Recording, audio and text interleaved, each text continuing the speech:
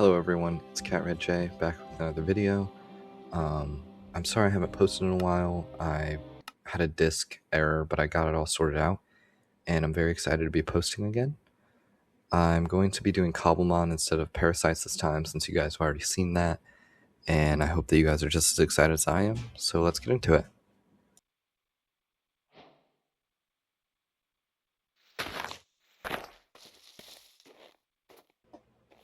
Alright, so we spawned into the world, and immediately I start climbing up this tree and looking around at all my surroundings.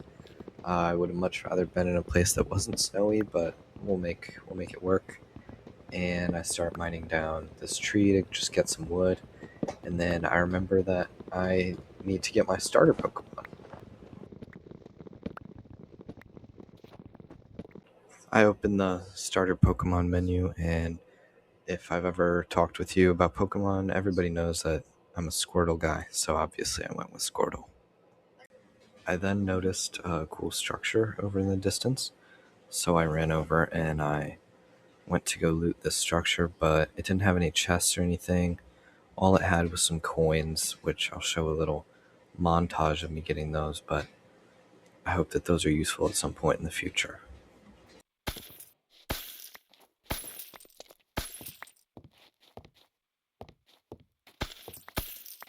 After collecting all those coins, I ran down and I thought this was a normal chest, but when I tried to open it, it was a Pokemon and it tried to battle my Squirtle. So I made the executive decision to collect the last bag of coins and get out of there because Squirtle could not take that battle. For the next couple minutes, I found myself just doing a bunch of boring, normal Minecraft stuff.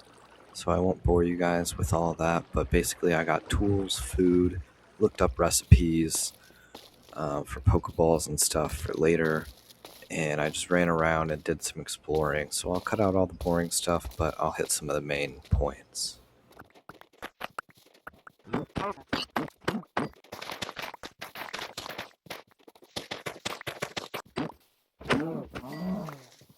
Eventually I did end up finding an igloo, and I went inside, and it ended up having that secret bunker thing, and so I decided that I was going to make this igloo my home. After making the decision to live in the igloo, I looked on the mod settings page and found out that I could make a waypoint on my map. So I made a waypoint on my map, and I made sure to not lose my home. After marking my base, I ran away and got started on finding a cave so I could get copper for Pokeballs and iron for armor. After a while of running around, I ended up finding this nice big cave, so I walked in and I started mining up everything that I saw.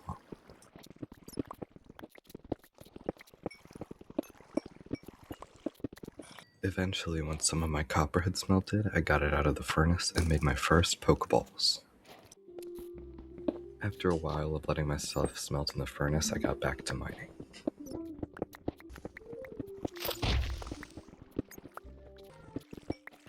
After collecting everything the cave had to offer, I gathered up all my stuff and left. I ended up getting a full set of iron armor, iron pickaxe, an iron axe, and a shield, and a bucket.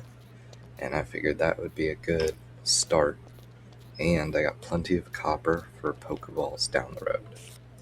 After getting back to the surface, I looked for a Pokemon that I could catch using the Pokeballs that I just gathered all the copper for.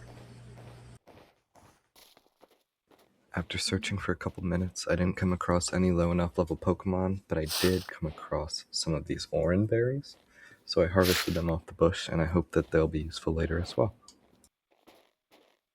Right after walking up this hill, I was met with a great surprise, a level 7 Pokemon that I could catch. So I got Squirtle out, and I got to battling.